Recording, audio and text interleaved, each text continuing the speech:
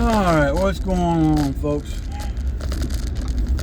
Friendly neighborhood old soldier coming at you again from Robeson County, North Carolina, where temperatures have finally started cooling off. And I think tomorrow we're in for a real nice little cold snap down this way. I think tomorrow the highs are only going to be in the 50s down here.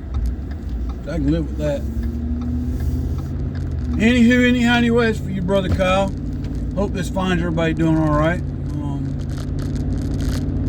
Been talking with my son this morning. We were talking about various things. I mentioned watching in the news about how the thief in chief is once again making a fool of himself on the world stage.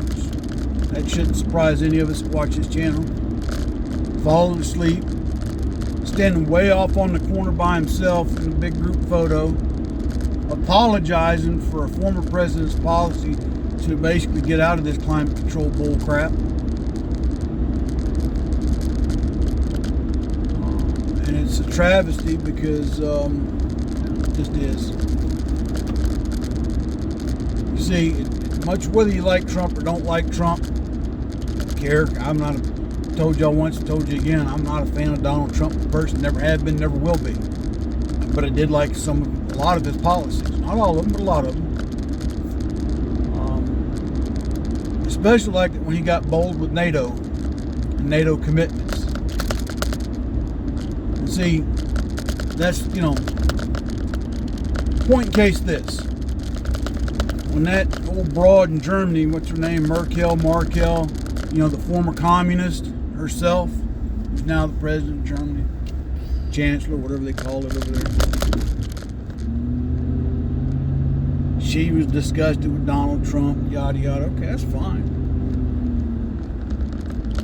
But then to bash American policy, okay, you know what? 7th Army, pack your bag, come back to the United States. We'll shut down all military bases in Germany. Bring them all home and relocate them to other nations in Europe. I hate Poland, where they appreciate us. The point I'm getting at is Donald Trump knew that the amount of money that we send to NATO every year was our obligation and then some. And what do I mean by our obligation and then some? We paid our dues, and then it seems like we were picking up a lot of other countries' dues. And he hit the nail on the head when he let them know that, hey, some of you other nations, y'all need to pony up the table. Y'all need to pick up, meet your commitments. And no, I'm not necessarily an isolationist.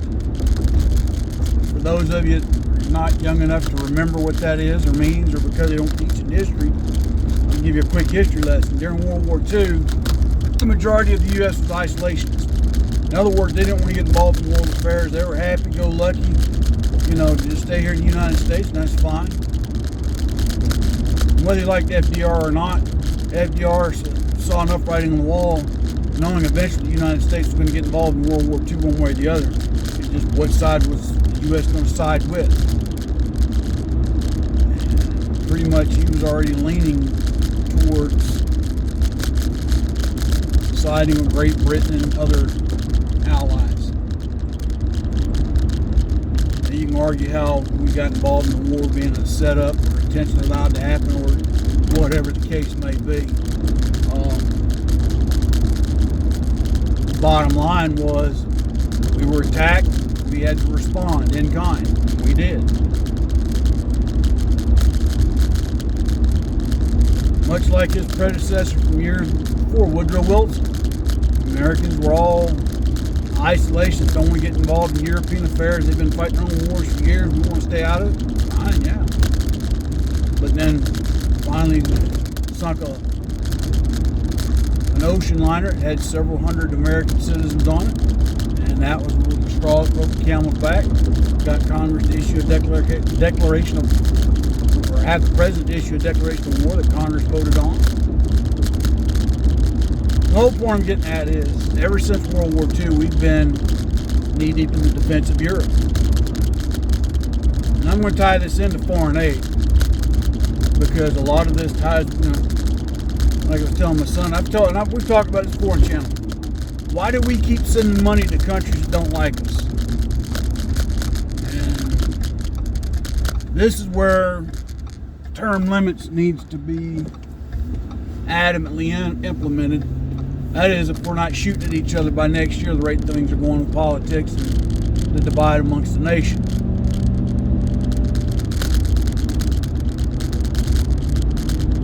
But we need to stop giving money to countries that don't like us. To countries that seem to think that our policies are crap. Or that, we're this, we're that, we're whatever. You know what? That's how you feel. We're going to retract all the money we've given you. You don't like it? Go to another country and borrow money from them. Ask them to give you money. Banks closed. And then we need to really look and see who our allies are and those that support us continuously, and see how we can better help them.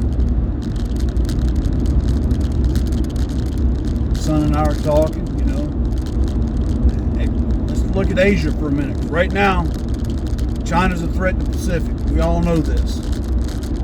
Now to hear the current thief in chief talk, yeah, he talks and that's all he does, but his actions are totally opposite of what he says. So who are our allies in the Pacific that we could actually depend on in the event we get into a two-way rifle range match with China out here? Truly, who can we depend on?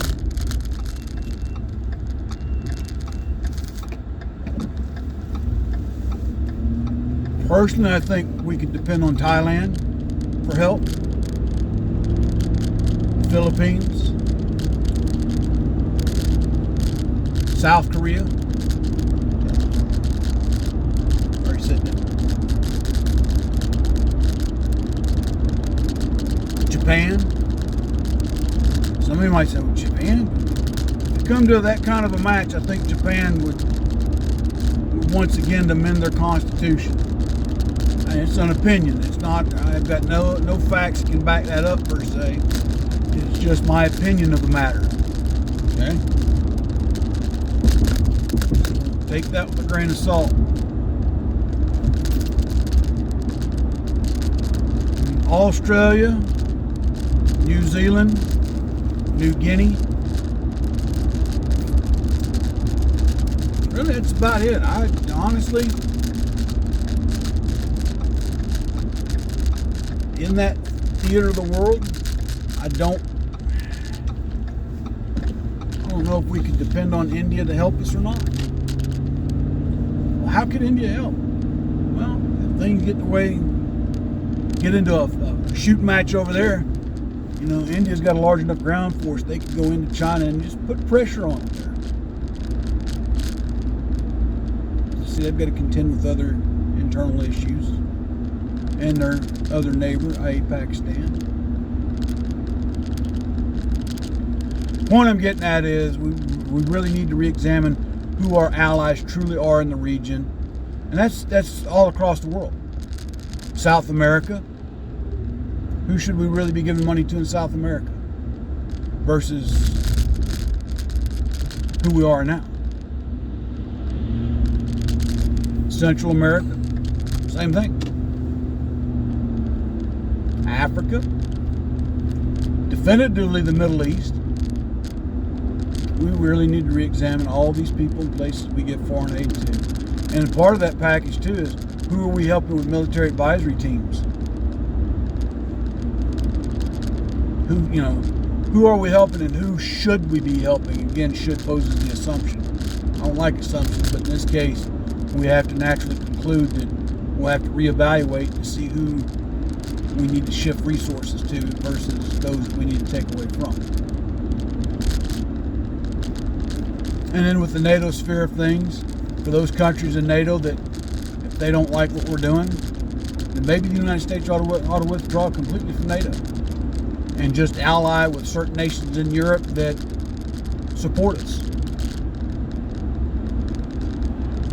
You see, and that the whole thing, like I said, the G20 summit is just another excuse for Europe to try and, in my opinion, milk more money out of the United States. And of course now we've got a buffoon representing us over there that, doesn't know if he's coming or going, okay, because they haven't given him his Geritol the way he's supposed to. People that are handling him, or, they're letting him make an embarrassment of himself for whatever reason.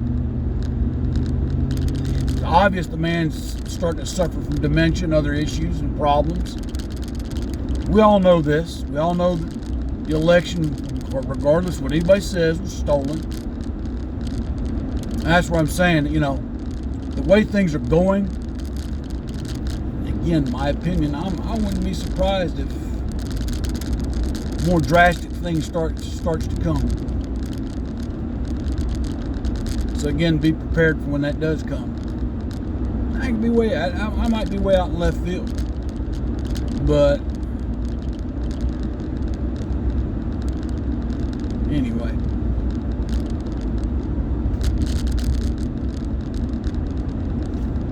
Just keep those things in mind. Tell me what you think down below. I ain't saying I'm right, and I ain't saying I'm wrong. These are just opinions that I'm expressing. Okay? And, some of y'all sent me some videos. I'm still haven't gone through all those. Try and get to them today and tomorrow about the real power brokers, what's going on in the world stage. Because everybody knows Joe Biden is not in control of anything. That's been obvious since day one. Right? He is just a sock puppet with Barack Obama's hand up his ass. We know George Soros is the puppet master of Barack Obama with his hand up Barack's ass. Pardon the language.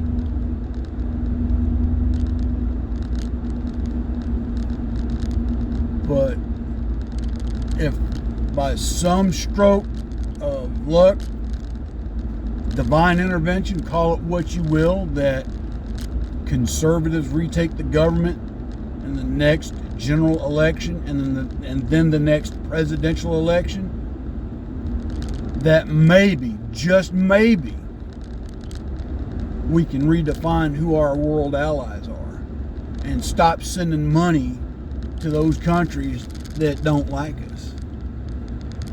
But anyway, I don't want to talk on that today because, like I said, the thief in chief's over there in Europe right now making a fool of himself and embarrassing the country in the process. So, with that being said, y'all stay safe out there, stay vigilant, stay armed.